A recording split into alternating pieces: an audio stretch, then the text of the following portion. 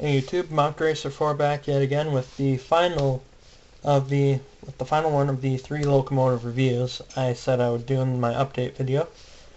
And as you can see, this one is of the Santa Fe 3784. It is a Santa Fe 484 steam locomotive, part of the 3776 class of Santa Fe Northerns, which it looks very similar to the later 2900s. That's because all the Santa Fe's Northerns were built by Baldwin, starting with the 3751 back in, I think it was 1936. But this one was built, but unlike the 3751, this class was built as oil burners with the newer style Santa Fe larger 16-wheel tender versus the older 12-wheel tender design. But anyway, level of detail for a standard line engine, this is pretty darn good.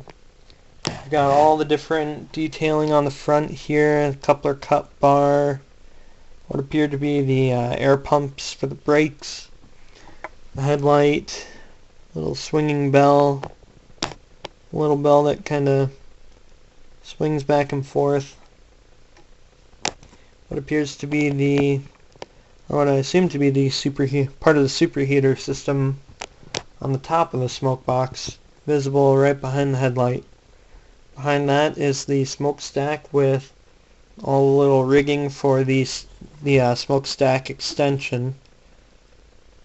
Behind that is the bell. I assume it would have been either Santa Fe freight whistle or Santa Fe 6 chime, like what was fitted on the 261 in I'd have to say the late 90s, early 2000s. Now, as usual with Santa Fe steam engines, you've got your number boards mounted right along the sides of, I'm pretty sure that was sand dome. I'm not familiar with the anatomy and sand dome locations of Santa Fe Northerns, so if I'm wrong, I apologize. If I'm correct, good. But anyway, I think this was the sand dome. But you've got the number boards right along the side here with the locomotive cab number 3784. Got 3784 printed on the side of the dome right there. As usual, also as usual with Santa Fe locomotive practice, I think this was the steam dome. Pretty sure it was. Then you've got the safety valves right here. Going back to the cab, you've got the typical Santa Fe open cab design with the ATSF lettering under the windows. Again, as usual, as per Santa Fe lettering, locomotive lettering practices, along with the Santa Fe arched top windows and slant front cab. Now moving back to the tender, it's got a decent amount of detail on the top. We've got this right here. I'm assuming that was the dipstick for the oil level of the tender. And then you've got this one. Might have been another one. I don't know. A couple oil filler hatches. A couple handrails up here. A little box. I'm assuming that was for radio communications.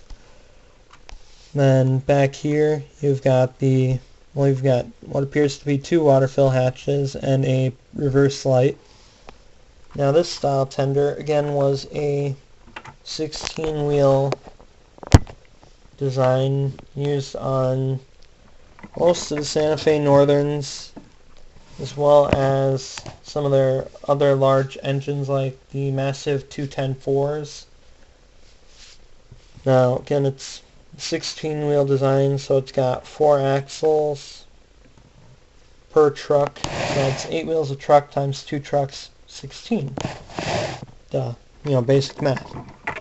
But anyway, this style tender had a corner, well, just a sharp square corner for the front, maybe 2/3 of the tender. Then for the rest of it, it was a nice round curve, similar to the GS4 tender. Now, that's just now personally, I think that's just a coincidence. Maybe not. Well, maybe it is. Maybe it isn't. We may never know. But anyway, some modifications I have done to this locomotive. It was making a fair amount of noise when I got it out of the box and first ran it. So what I did was I first loosened up the bottom plate screws about a quarter turn. That solved that issue.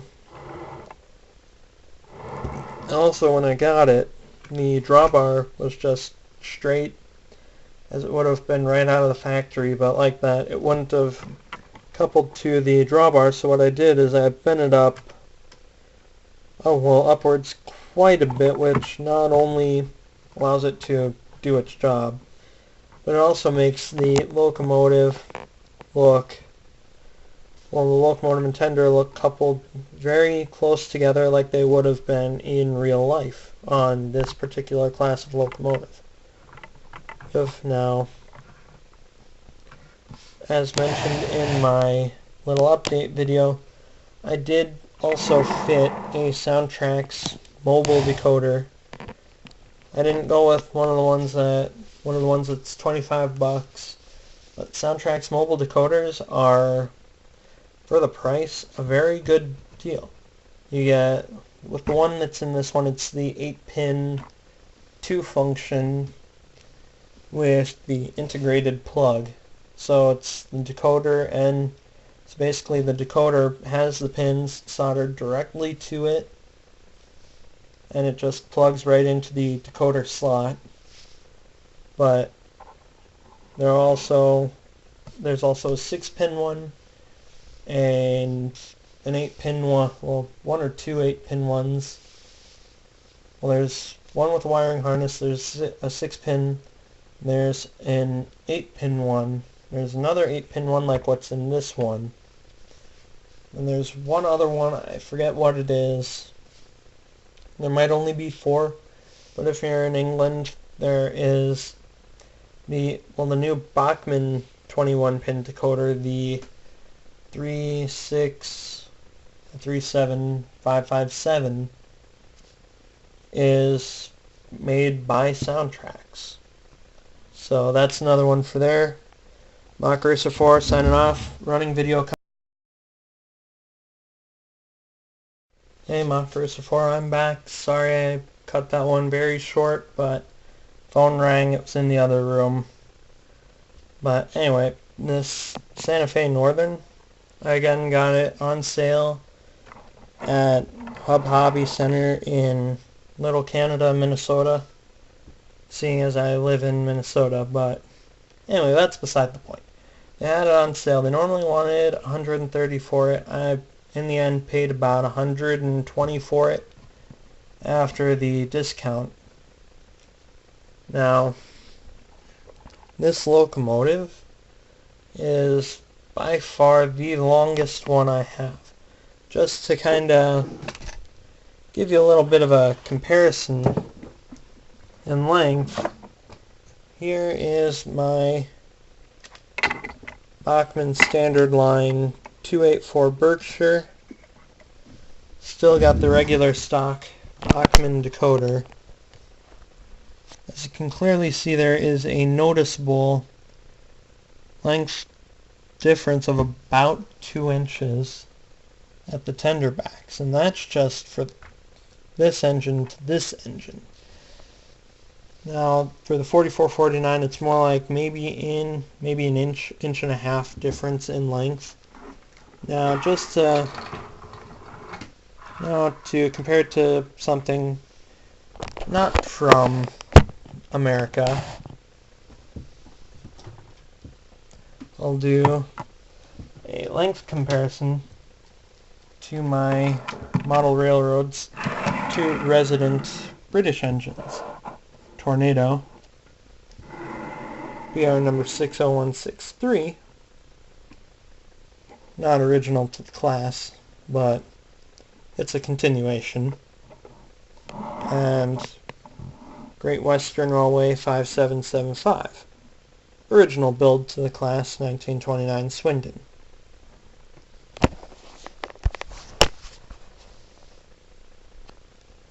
Now look at that. Difference in length from the buffers to the back of the 3784's tender is about, I'd have to say, maybe 5 inches, maybe 6.